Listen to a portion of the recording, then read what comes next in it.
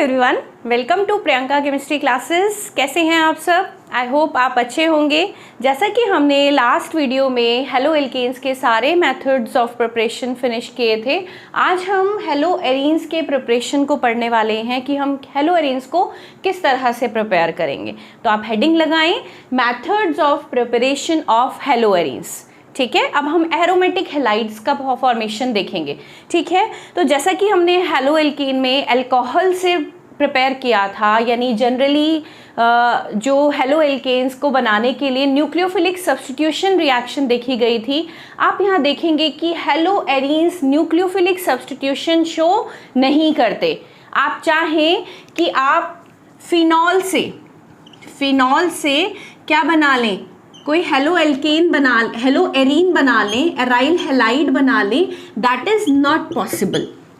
यानी हम nucleophilic substitution reaction का यूज करके हेलो एरीन्स का फॉर्मेशन नहीं कर सकते। आप चाहें कि हम OH की जगह पर Cl ले आएं, सपोज हमने इसकी रिएक्शन PCl5 से करा दी, या फिर हम चाह रहे हैं PCl3 से करा दें, या हम चाह रहे हैं HBr से करा दें तो ब्रोमीन आ जाए, है ना। ये क्या है? Chlorine, bromine, iodine. तो हम चाह रहे हैं इसकी रिएक्शन HI से करा दें, तो यहाँ से OH माइनस को सब्स्टिट्यूट कर दें और आयोडीन आ जाए, हमें आयोडोबेंजीन मिल जाए। बट ये चीज़ पॉसिबल नहीं होती, क्योंकि hello arenes nucleophilic substitution reaction show नहीं करते। क्वेश्चन आएगा why they do not have nucleophilic substitution reaction. तो सबसे पहले हमें ये सीख लेना है कि हम OH को यहाँ से सब्स्टिट्यूट क्यों नहीं कर पा रहे हैं, ऐसा क्या प्रॉब्लम आ रहा है।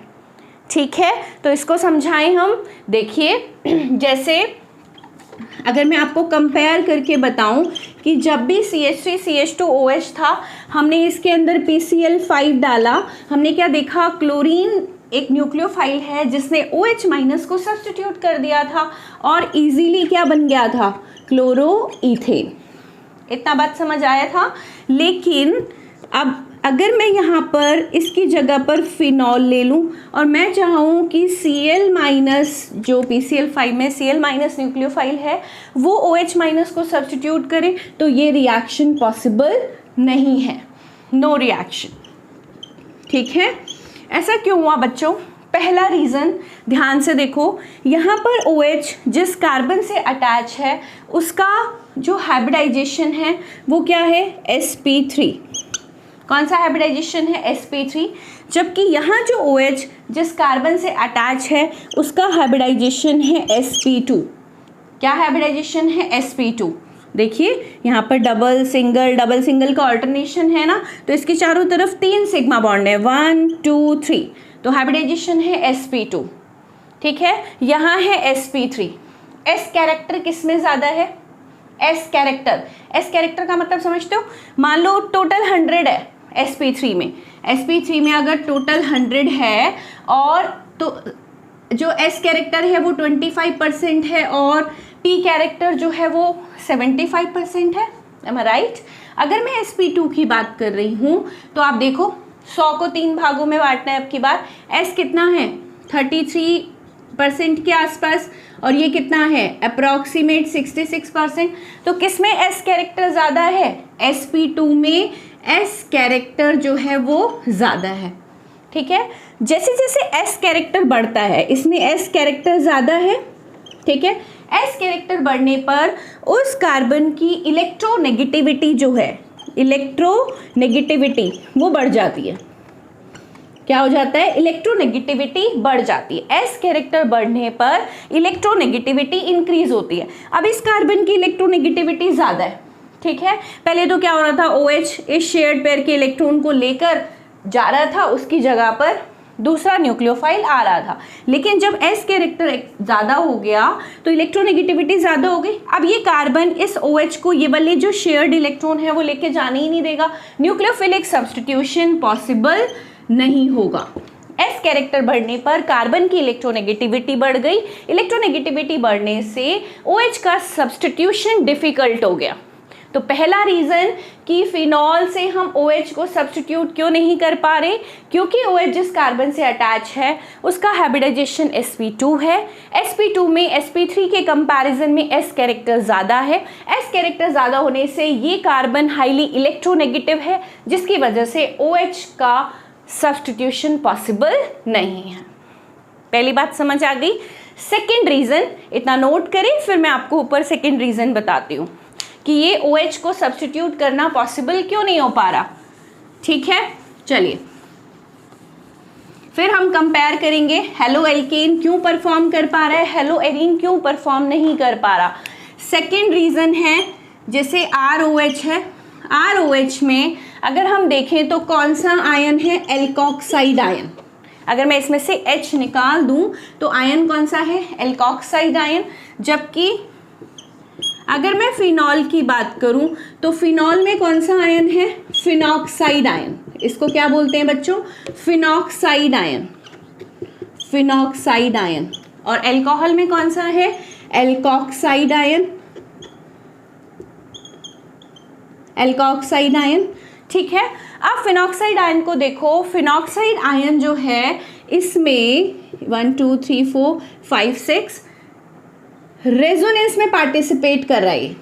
ये जो इसके ऊपर लॉन पेयर है ना बच्चों, ये बेंजीन रिंग के साथ क्या शो कर रही हैं, रेजोनेंस, रेजोनेंस शो कर रहे हैं। अगर मैं इसकी रेजोनेटिक स्ट्रक्चर देखूं फर्स्ट, तो आपने क्या देखा, ये वाले इलेक्ट्रॉन यहाँ शिफ्ट हुए, डबल बॉन्ड के इलेक्ट्रॉन यहाँ आए, यानी इस कार्बन के बीच में एक पार्शियल डबल बॉन्ड कैरेक्टर आ गया। यहाँ पर माइनस, यहाँ पर क्या आ गया, partial double bond character. OH जो है वो बेंजीन रिंग के साथ रेजोनेंस शो कर रहा है। रेजोनेंस की वजह से इस कार्बन और इस ऑक्सीजन के बीच में पार्शियल डबल बॉन्ड कैरेक्टर आ गए। और आपको पता है डबल बॉन्ड को तोड़ना कितना मुश्किल है, तो OH का सब्स्टिट्यूशन डिफिकल्ट हो गया। सेकेंड रीज़न ये है कि फिनॉल जो है वो बेंजीन रिंग के साथ रेजोनेंस शो करता है, जिसकी वजह से ओ जिस कार्बन से अटैच है उनके बीच में कौन से कैरेक्टर आ जाते हैं, पार्शियल डबल बॉन्ड कैरेक्टर, जिसकी वजह से न्यूक्लियोफिलिक सब्स्टिट्यूशन रिएक्शन पॉसिबल नहीं हो पाती। आई होप आपको क्लियर हो गया होगा। थर्ड रीज़न, अगर हम किसी भी तरीके से इस OH को सब्स्टिट्यूट कर भी दें, ठीक है, हम क्रिटिकल कंडीशंस लगाएं, पर्टिकुलर टेम्परेचर प्रेशर पर, अगर ये रिएक्शन पॉसिबल हो भी गई, OH यहाँ से सेपरेट हो भी गया, तो बनने वाला phenyl carbocation, phenyl carbocation, phenyl carbocation बहुत ज़्यादा अनस्टेबल है। अगर हम किसी तरीके से OH को यहाँ से सब्स्टिट्यूट कर भी दें तो बनने वाली जो स्पीशी है वो बहुत ज़्यादा अनस्टेबल है, जिसकी वजह से ये रिएक्शन पॉसिबल नहीं होती।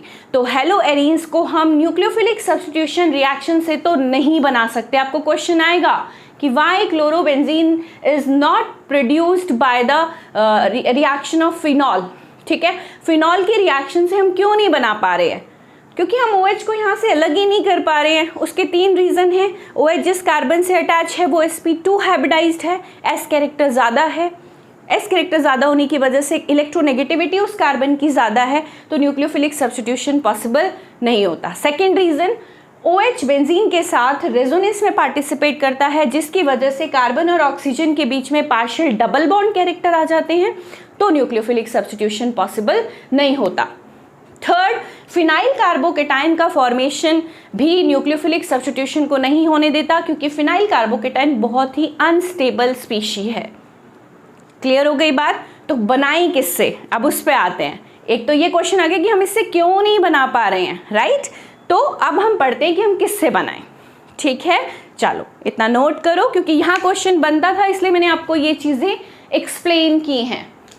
ऑल राइट, अब हम आते हैं कि हम हेलो एरीन्स को बनाएं कैसे, राइट। चलिए, तो सबसे पहले ये जो हेलो एरीन है इसका फॉर्मेशन जिस रिएक्शन से करेंगे वो है इलेक्ट्रोफिलिक सब्स्टिट्यूशन रिएक्शन। सबसे अच्छा इलेक्ट्रोफिलिक सब्स्टिट्यूशन कौन देगा, हेलो एरीन्स के फॉर्मेशन में हम देखेंगे। तो हेडिंग लगाएं, इलेक्ट्रोफिलिक इलेक्ट्रोफिलिक सब्स्टिट्यूशन, जिसमें नाम से ही पता चल रहा है कि एक इलेक्ट्रोफाइल दूसरे इलेक्ट्रोफाइल को क्या करेगा, सब्स्टिट्यूट करेगा और खुद आ जाएगा। ठीक है, यानी अगर हम बेंजीन का रिएक्शन का क्लोरीनेशन करा रहे हैं, बेंजीन का क्या करा रहे हैं, हेलोजिनेशन, जिसमें हम क्लोरीनेशन भी करा सकते हैं, ब्रोमिनेशन भी करा सकते हैं, आयोडीनेशन भी करा सकते हैं। तो इसमें मतलब मैं हेडिंग लगाऊं, सब हेडिंग, तो हम क्या लगाएंगे, हेलोजिनेशन। और हेलोजिनेशन में आप क्या क्या देखेंगे, क्लोरीनेशन, ब्रोमिनेशन, फ्लोरीनेशन। ठीक है, तो बेंजीन की रिएक्शन Cl2 से कराई, और ध्यान रखना in the presence of any Lewis acid, तब जो रिएक्शन होगी बच्चों वो होगी इलेक्ट्रोफिलिक सब्स्टिट्यूशन। आप लुईस एसिड के नाम पे क्या यूज कर सकते हैं, आप FeCl3 यूज कर सकते हैं, आप FeCl3 इस केस में यूज कर सकते हैं, आप मेटल यूज कर सकते हैं इन द प्रेजेंस ऑफ डार्क, याद रखना, तो भी सब्स्टिट्यूशन कैसा होगा, इलेक्ट्रोफिलिक सब्स्टिट्यूशन। ठीक है, आप एनहाइड्रस AlCl3 भी यूज कर सकते हैं। ठीक है, ये सब क्या है, लुईस एसिड जो इलेक्ट्रोफाइल जनरेट करेंगे। एक Cl+ नाम का इलेक्ट्रोफाइल जनरेट होगा, वो Cl+ बेंजीन पर पाए जाने वाले H+ को क्या कर देगा, सब्स्टिट्यूट, और खुद आ जाएगा। यानी हमें क्या मिलेगा, क्लोरोबेंजीन। अगर हमने क्या कराया, क्लोरीनेशन, क्या कराया, क्लोरीनेशन, तो हमें क्या मिलेगा, chlorobenzene. Chlorination in the presence of Lewis acid, जिसमें एक Cl+ नाम का इलेक्ट्रोफाइल बेंजीन पर पाए जाने वाले H+ नाम के इलेक्ट्रोफाइल को सब्स्टिट्यूट करेगा, और हमें क्या मिल जाएगा, क्लोरोबेंजीन, और HCl हमें क्या मिलेगा, बाय प्रोडक्ट। क्लियर हुई बात, बढ़े आगे। नेक्स्ट, अगर आपने ब्रोमिनेशन कराया तो अंडरस्टूड है, आपको Br2 यूज करना पड़ेगा in the presence of Lewis acid. इस बार हम ले लेते हैं FeBr3 या Fe इन डार्क, आपको क्या मिल जाएगा, ब्रोमोबेंजीन। अभी इसका मैकेनिज्म मैं आपको बताती हूँ कि किस तरह से क्लोरीन ने H+ को सब्स्टिट्यूट किया, या ब्रोमीन प्लस ने H+ को सब्स्टिट्यूट किया, कैसे, अभी बताते हैं। तो इसको बोलते हैं इलेक्ट्रोफिलिक सब्स्टिट्यूशन रिएक्शन, जिससे हम हेलो एरीन का फॉर्मेशन इजीली कर पा रहे हैं। क्लियर हो गई बात, HBr यहाँ से निकल जाएगा, इतना नोट करें। फिर हम इलेक्ट्रोफिलिक सब्स्टिट्यूशन का एक छोटा सा मैकेनिज्म देख लेते हैं, ताकि आपको समझ आ जाए कि किस तरह से लुईस एसिड जो रिस्पॉन्सिबल है किसी भी इलेक्ट्रोफाइल को जनरेट करने के लिए, राइट। तो इतना नोट करें, फिर मैं इसका मैकेनिज्म बताती हूँ। ठीक है, चलिए, take a screenshot when we will move forward. Alright, मैं रब कर रही हूँ।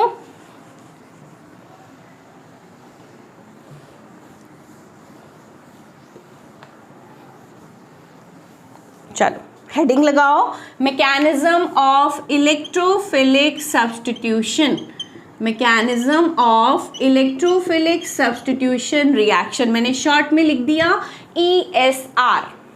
ठीक है, कैसे होगा बच्चों, सबसे पहले जो हम एक लुईस एसिड यूज कर रहे हैं, लुईस एसिड वो इलेक्ट्रोफाइल जनरेट करेगा।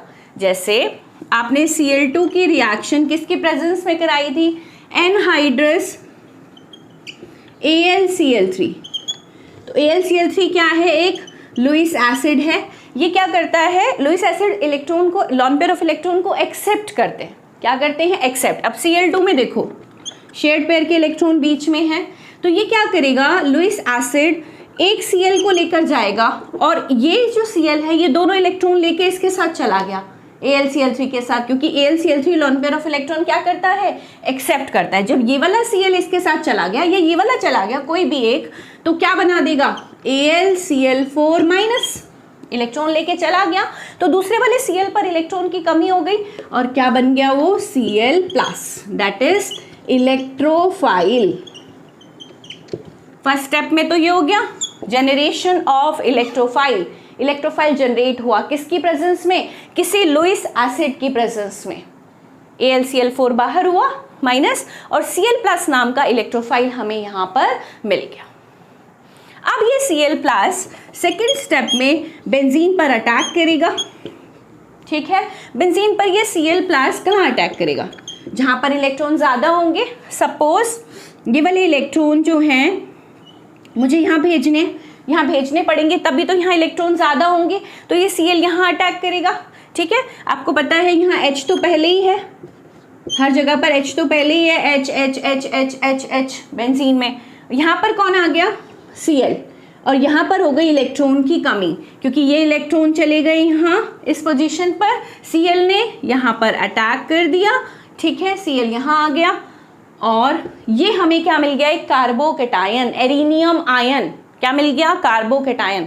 अब ये रेजोनेंस में पार्टिसिपेट करेगा। रेजोनेंस में कैसे? इस पॉजिटिव की कमी को पूरा करने के लिए इस बॉन्ड के इलेक्ट्रॉन यहाँ जाएंगे, यानी अब ये पॉजिटिव चार्ज पूरे बेंजीन रिंग के अंदर डीलोकेलाइज होगा।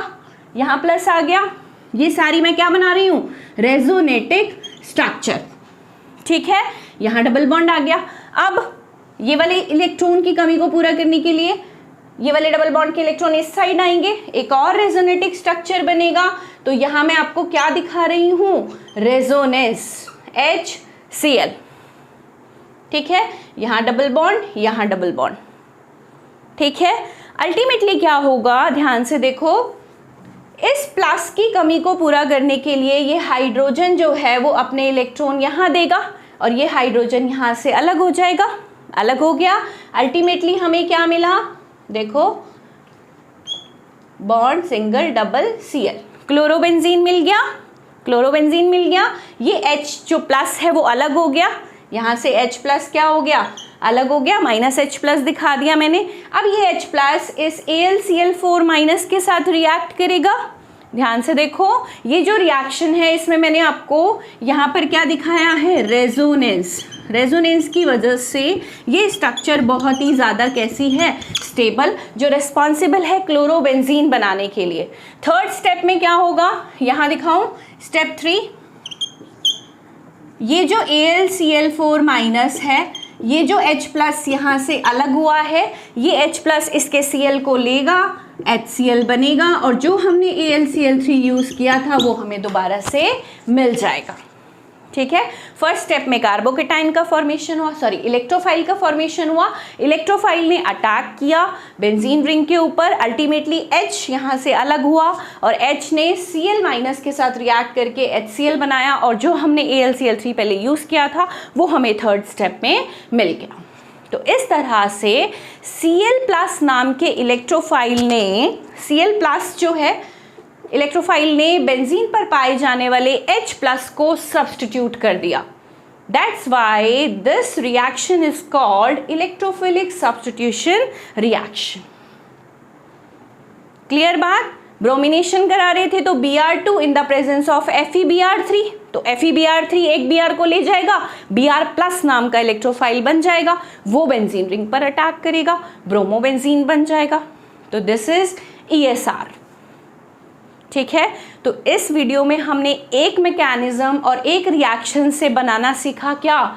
हेलो एरीन्स, जिसमें हमने क्लोरोबेंजीन, ब्रोमोबेंजीन बनाना सीखा। नेक्स्ट एक रिएक्शन मैं और कराऊंगी जिससे हम हेलो एरीन बना पाएंगे, दैट इज सेंडमेयर रिएक्शन, जो कि बहुत इंपॉर्टेंट है। इस वीडियो में इतना ही। वीडियो देखते रहें, अपने कॉन्सेप्ट्स को क्लियर करते रहें। Thank you so much.